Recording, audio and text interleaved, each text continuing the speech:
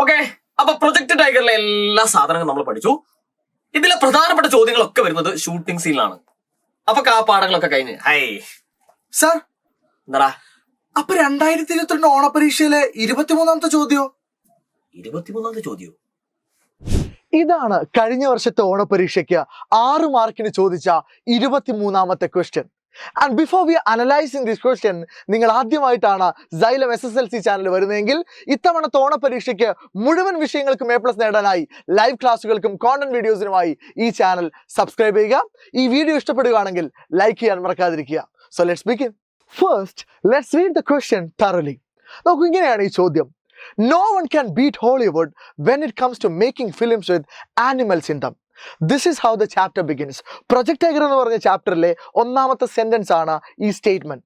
ഹോളിവുഡിനെ ആനിമൽസിനെ വെച്ച് സിനിമ എടുക്കുന്ന കാര്യത്തിൽ ആർക്കും മറ്റൊരു ഇൻഡസ്ട്രിക്കും എന്ത് ചെയ്യാൻ പറ്റില്ല, തോൽപ്പിക്കാൻ പറ്റില്ല. ശരി. In the light of your reading of Satyajit Ray's memoir Project Tiger, Satyajit റായുടെ പ്രൊജക്ട് ടൈഗർ എന്ന് പറഞ്ഞ ഓർമ്മക്കുറിപ്പ് വായിച്ചതിന്റെ വെളിച്ചത്തിൽ, അനുഭവത്തിൽ, write a paragraph. That's where the problem begins. എന്താണ് നിങ്ങളോട് എഴുതാൻ പറഞ്ഞത്? ഒരു പാരഗ്രാഫ് എഴുതാൻ പറയുന്നു. ഓൺ, എപ്പോഴും ശ്രദ്ധിക്കുക, write or prepare a write up or prepare a paragraph. On എന്ന് പറഞ്ഞു കഴിഞ്ഞാൽ നിങ്ങൾ ഉറപ്പിച്ചോളൂ, ആ ഓൺ എന്ന് പറഞ്ഞ പ്രിപ്പോസിഷന് ശേഷം, അല്ലെ, ആ പ്രപ്പോസിഷന് ശേഷമാണ് ആ റൈറ്റപ്പിന്റെ, ആ പാരഗ്രാഫിന്റെ ക്വസ്റ്റ്യൻ, സബ്ജക്റ്റ്, ടോപ്പിക് കിടക്കുന്നത്. സോ നിങ്ങളോട് എന്തിനെ കുറിച്ചുള്ള പാരഗ്രാഫാണ് എഴുതാൻ പറഞ്ഞത്? On the way Hollywood treated animal actors. എങ്ങനെയാണ് ഹോളിവുഡിൽ ആനിമൽ ആക്ടേഴ്സിനെ ട്രീറ്റ് ചെയ്തത് എന്നതാണ് ചോദ്യം. And question number 1. So paragraph എന്ന് പറയുമ്പോൾ ഇതൊരു 2-3 മാർക്കിനുള്ള ചോദ്യമായിരിക്കും. നോ, ഇത് 6 മാർക്കിന്റെ ചോദ്യമാണ്. Yes, you heard me right. So 6 മാർക്കിന്റെ ചോദ്യമാണ്, പാരഗ്രാഫാണ്. സോ പാരഗ്രാഫ് എന്ന് പറയുമ്പോഴുള്ള ഒരു എന്താ പറയാ, ആ ബുദ്ധിമുട്ട് മാറ്റാൻ വേണ്ടി ഞാൻ നിങ്ങൾക്ക് ഇതിന് വേറൊരു പേര് പറഞ്ഞു തരാം. പാരഗ്രാഫ് എന്ന് പറഞ്ഞാൽ ഒരു ഷോർട്ട് എസ്സേ എഴുതുക എന്നാണ്. പാരഗ്രാഫ് എന്ന് പറഞ്ഞാൽ എന്താണ്? ഷോർട്ട് എസ്സേ എഴുതുക എന്നാണ്. Okay, right.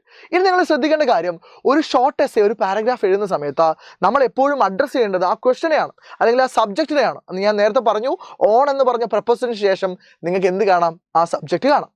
ആൻഡ് നിങ്ങൾ റൈറ്റപ്പ് എഴുതുന്ന സമയത്ത്, അല്ലെങ്കിൽ ഷോർട്ട് എസ്സേ, പാരഗ്രാഫ് എഴുതുന്ന സമയത്ത് നിർബന്ധമായും എന്ത് കൊടുത്തിട്ടുണ്ടാവണം?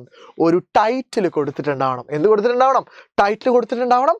ദെൻ നിങ്ങളുടെ പാരഗ്രാഫ് ഒരു പ്രോപ്പർ ഇൻട്രൊഡക്ഷൻ ഉണ്ടായിരിക്കണം. അതിനുശേഷം നിങ്ങൾക്ക് പറയാനുള്ള കോണ്ടന്റ് 2-3 പാരഗ്രാഫുകളായിട്ട്, അല്ലെങ്കിൽ ഒറ്റ പാരഗ്രാഫ് ആയിട്ടാലും എഴുതി വെക്കുക. ഇത്രയും എഴുതി കഴിഞ്ഞാൽ you will get all the 6 marks. Right. ഇനി നിങ്ങളൊന്ന് ശ്രദ്ധിച്ചേടാം, ഈ ചോദ്യത്തിന് നമ്മൾ എന്തൊക്കെ എഴുതാം എന്നുള്ളതാണ് പറയുന്നത്. ഈ ചോദ്യത്തിന് ഉത്തരം കിടക്കുന്നത് പ്രൊജക്ട് ടൈഗർ എന്ന് പറഞ്ഞ ചാപ്റ്ററിലെ ആദ്യത്തെ ഒരു 5 പാരഗ്രാഫിലാണ്. ഈ പാരഗ്രാഫുകൾ പറയുന്ന കാര്യം നമ്മളൊന്ന് ചുരുക്കി എഴുതുന്നു. എന്തൊക്കെ നമ്മൾ പറയണം? 1. Satyajit Ray's childhood experience. ഏതൊക്കെയാണ്? റിൻ ടിൻടിൻ എന്ന് പറഞ്ഞ ഡോഗിന്റെ കഥ, കോലി ലാസി എന്ന് പറഞ്ഞ ഡോഗിന്റെ കഥ. ഇത് നമ്മൾ പറയണം. ആ ആനിമൽ ആക്ടേഴ്സിന്റെ ആക്ടിങ് എങ്ങനെയായിരുന്നു എന്ന് നമ്മൾ പറയണം. ആൻഡ് പിന്നെയോ, ദ എമൗണ്ട് ദേ ഏൺ, അവർ സമ്പാദിച്ച പൈസയെക്കുറിച്ചും അവരെ ഹോളിവുഡ് ട്രീറ്റ് ചെയ്തതിനെ കുറിച്ച് നമ്മൾ പറയണം. ആൻഡ് ഇതിൽ ഏറ്റവും പ്രധാനപ്പെട്ട കാര്യം, നിങ്ങൾ മിസ് ചെയ്യാതെ എഴുതേണ്ട കാര്യം എന്ന് പറയുന്നത്, how a dwarf is paid to be the stand-in of a dog. എങ്ങനെയാണ് ഒരു ഡോഫ്, ഒരു കുറിയ മനുഷ്യൻ ഒരു ഡോഗിന്റെ സ്റ്റാൻഡിൻ ആവാൻ വേണ്ടി പെയ്ഡ്, അല്ലെങ്കിൽ പൈസ കൊടുക്കപ്പെട്ടത് എന്നതും കൂടെ നിങ്ങൾ പറയുമ്പോൾ നിങ്ങൾക്ക് 6 മാർക്കിനുള്ള ഒരു പാരഗ്രാഫായി. നമുക്കിതൊന്ന് എഴുതി നോക്കിയാലോ? Ready? So let's learn it together. Rai says that, okay, എന്താ? ഓ, ടൈറ്റിൽ കൊടുത്തിട്ടില്ല അല്ലേ? യെസ്, നമ്മളൊരു പാരഗ്രാഫ് എഴുതുമ്പോൾ എന്ത് കൊടുക്കണം? ടൈറ്റിൽ കൊടുക്കണം. സോ എന്താണ് നമുക്കിതിന് കൊടുക്കാൻ പറ്റിയൊരു ടൈറ്റിൽ? നമുക്കൊരു സിമ്പിൾ വൺ കൊടുക്കാം. എന്താണ്? Animal actors in Hollywood. Animal actors in Hollywood. ശരി. Ray says that no one can beat Hollywood in making films with animals. നമുക്കറിയാവുന്ന സ്റ്റേറ്റ്മെന്റ് ആണ്. Ray supports his argument. Ray ഈ വാദത്തെ സപ്പോർട്ട് ചെയ്യുന്നത്, അനുകൂലിക്കുന്നത് with examples from his own experiences. തൻ്റെ തന്നെ സ്വയം അനുഭവത്തിൽ നിന്നാണ് എന്ത് ചെയ്യുന്നത്? ഇതിനെ സപ്പോർട്ട് ചെയ്യുന്നത്. He remembers certain films he watched in his childhood in which main characters were dogs. അല്ലേ? കുട്ടിക്കാലത്ത് കണ്ട ചില സിനിമകൾ, ആ സിനിമകളിലെ മെയിൻ ക്യാരക്ടേഴ്സ് ആരായിരുന്നു? ഡോഗ് ആയിരുന്നു. He says that there was an Alsatian named Rin Tin Tin. നമ്മൾ റിൻ ടിൻടിനെ കുറിച്ച് പറയുന്നു. And whose acting was more impressive than a human actors. അവൻ്റെ ആക്ടിങ്, അവൻ്റെ അഭിനയം എന്ന് പറയുന്നത് ഒരു ഹ്യൂമൻ ആക്ടറിൻ്റെ അഭിനയത്തെക്കാൾ നല്ലതായിരുന്നു. ഇൻസൾട്ടാണ്, എന്നാലും കുഴപ്പമില്ല.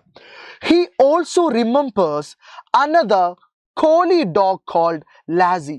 അല്ലെ, ലാസി എന്ന് പറഞ്ഞ കോലി വിഭാഗത്തിൽപ്പെട്ട ഒരു ഡോഗിനെയും ഓർക്കുന്നുണ്ട്. The directors could make Lassie play whatever role in a film. ഒരു ഡയറക്ടർക്ക് ലാസിയെ കൊണ്ട് എന്ത് റോൾ എന്ത് ചെയ്യാൻ പറ്റുമായിരുന്നു, ചെയ്യിക്കാൻ പറ്റുമായിരുന്നു. കാരണം അതിൻ്റെ ആക്ടിങ് സ്കിൽ എന്ന് പറയുന്നത് അത്രമേൽ ഇംപ്രസീവ് ആയിരുന്നു, അട്രാക്റ്റീവ് ആയിരുന്നു. These animal actors were famous stars. Text ബുക്കിൽ പറയുന്നുണ്ട് these animal actors were famous stars in their own rights എന്ന്. Okay, in Hollywood animal actors are treated very reverently. വളരെ പ്രധാനപ്പെട്ട ഒരു വേർഡാണ് എന്താ, reverently അല്ലെങ്കിൽ respectfully. The money they earn is not less than what a real film star gets. Our earn ചെയ്യുന്ന, സമ്പാദിക്കുന്ന വരുമാനം, മണി എന്ന് പറയുന്നത് ഒരു റിയൽ ഫിലിം സ്റ്റാറിന് കിട്ടുന്നതിലും ഒട്ടും കുറവല്ല. Satyajit Ray became aware of the respectful treatment of animal actors in Hollywood. Satyajit Ray animal actors in ഹോളിവുഡിൽ കിട്ടുന്ന respectful ട്രീറ്റ്മെന്റിനെ കുറിച്ച് അവെയർ ആവുന്നത്, ബോധവാനാവുന്നത് എപ്പോഴായിരുന്നു? വെൻ ഹി വിറ്റ്നസ്ഡ്, അദ്ദേഹം വിറ്റ്നസ് ചെയ്തപ്പോൾ, കണ്ടപ്പോൾ, സാക്ഷ്യം വഹിച്ചപ്പോൾ. A dog being employed, this is a very important incident. എന്താണ്? A dog being employed as a stand in for a large dog at the Disney studio. ഇത് നിങ്ങൾക്ക് എന്ത് ചെയ്യാം, കുറച്ചുകൂടി ഇലാബറേറ്റ് ചെയ്ത് പറയാം. ഇനി നോക്കൂ, every animal in Hollywood film is well trained. ഹോളിവുഡിലെ എല്ലാ ആനിമൽസും എന്താണ്, വെൽ ട്രെയിൻഡ് ആണ്. It is not difficult to train a horse or a dog. ഒരു ഡോഗിനെ, ഒരു ഹോഴ്സിനെ ട്രെയിൻ ചെയ്യുക എന്നുള്ളത് ഡിഫിക്കൽട്ട് ആയിട്ടുള്ള കാര്യമൊന്നുമല്ല. But in Hollywood what we think impossible has been made possible. പക്ഷേ ഹോളിവുഡിൽ നമ്മൾ ഇമ്പോസിബിൾ ആണ് എന്ന് ചിന്തിക്കുന്ന കാര്യങ്ങൾ പോലും പോസിബിൾ ആക്കിയിട്ടുണ്ട്. Making trained ravens act in film. എന്താണ് ആ കാര്യം, അല്ലേ? ആൽഫ്രഡ് ഹിച്ച്കോക്കിൻ്റെ ദ ബേർഡ്സ് എന്ന് പറഞ്ഞ സിനിമ, making trained ravens act in film, അല്ലേ? ട്രെയിൻഡ് ഡ്രാവൺസിനെ അഭിനയിപ്പിക്കുക എന്ന ഇമ്പോസിബിൾ ആയിട്ടുള്ള കാര്യം. As in the film birds by Alfred Hitchcock. ഇത്രയും കാര്യങ്ങൾ പറയുന്ന സമയത്ത് നിങ്ങൾക്ക് 6 മാർക്ക് കിട്ടാനുള്ള ഉത്തരമായി. ആൻഡ് ഇവിടെ എപ്പോഴും ശ്രദ്ധിക്കേണ്ട കാര്യം, ഈ ക്വസ്റ്റ്യൻസ് ഒക്കെ ഒന്ന് എഴുതി പ്രാക്ടീസ് ചെയ്യാം. നിങ്ങൾ ഈ വീഡിയോ കണ്ടതിന് ശേഷം ലൈക്ക് ബട്ടൺ പ്രസ് ചെയ്യുന്നു, നിങ്ങളുടെ അഭിപ്രായങ്ങൾ കമൻറ്റ് ബോക്സിൽ അറിയിക്കുന്നു. അതിനുശേഷം ഒരു 10 മിനിറ്റ് എടുത്ത് ഒരു ന്യൂസ് പ്രിൻറ്റിൽ ഇതൊന്ന് എഴുതി നോക്കുക, നിങ്ങൾക്ക് എഴുതാൻ പറ്റുന്നുണ്ടോ എന്ന് കൂടെ ശ്രമിക്കുക. ആൻഡ് പരീക്ഷയ്ക്ക് ഒരുപാട് ദിവസങ്ങളൊന്നും ബാക്കിയില്ല.